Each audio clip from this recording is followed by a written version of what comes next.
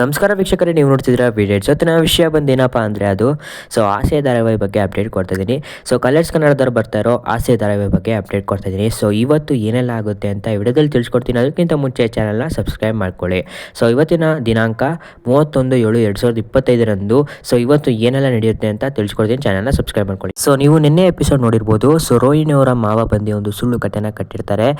ಆ ಕತೆಗೆ ಇಲ್ಲಿ ಸೂರ್ಯ ಅವರು ಹೇಳ್ತಾ ಇರ್ತಾರೆ ಮೀನಾ ಅವ್ರಿಗೆ. ಆ ಕಥೆಯ ಬಗ್ಗೆ ಹೇಳ್ತಾ ಇರ್ತಾರೆ. ಹೇಗೆಲ್ಲ ಆಗುತ್ತೋ ಅಂತಾನು ಹೇಳ್ತಾ ಇರ್ತಾರೆ. ಅದೆಲ್ಲ ಬರೀ ಕಟ್ಟುಕತೆ. ರೋಹಿಣಿ ಅವರು ಬರೀ ಸುಳ್ಳು ಹೇಳ್ತಾ ಇದ್ದಾರೆ. ರೋಹಿಣಿ ಅವರು ಕರ್ಕೊಬಂದಿರೋ ದಿನೇಶ್ ಅವರು ಅವರ ಮಾವ ಅಂತ ಕರ್ಕೊಬಂದಿರೋ ದಿನೇಶ್ ಅವರು ರಿಯಲ್ ಆಗಿ ಅವ್ರ ಮಾವನೇ ಅಲ್ಲ ಅಂತ ಮೀನಾ ಅವ್ರಿಗೆ ಸೂರ್ಯ ಅವರು ಹೇಳ್ತಾರೆ. ಅದಾದ ನಂತರ ಇನ್ನೊಂದು ಪ್ರೊಮೋ ಬಿಟ್ಟಿದ್ರೆ ಪ್ರೊಮೋನು ಹೇಳ್ತೀನಿ.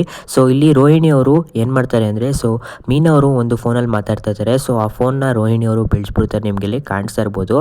ಅದಾದ ನಂತರ ಮೀನಾ ಅವರು ಹೇಳ್ತಾರೆ, ನಿನ್ನೆ ಹೇಳಿದೆಲ್ಲ ಸುಳ್ಳು ಅಂತ ಮೀನಾ ಅವರು ಹೇಳಿದಾಗ ರೋಹಿಣಿ ಅವರು ಹೇಳ್ತಾರೆ, ಹೌದು ನಾನು ಹೇಳಿದೆಲ್ಲ ಸುಳ್ಳು, ನನ್ನಿಷ್ಟ ನಾನು ಏನಾರೋ ಮಾಡ್ತೀನಿ ಅಂತಾನು ಹೇಳ್ತಾರೆ.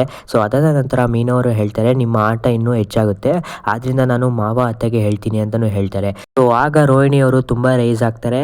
ರೈಸ್ ಆದಾಗ ಅವ್ರನ್ನ ತಡಿಯಕ್ಕೆ ಹೋಗ್ತಾರೆ. ಮೀರಾ ಅವ್ರನ್ನ ತಡಿಯಕ್ಕೆ ಹೋಗ್ತಾರೆ. ನಿಮ್ಗೆ ಕಾಣಿಸ್ತಾ ಇರ್ಬೋದು. ಅವರ ಕೈನೂ ಸಹ ಎಲ್ಡಿ ಅವರು ತಡಿತಾ ಇದ್ದಾರೆ.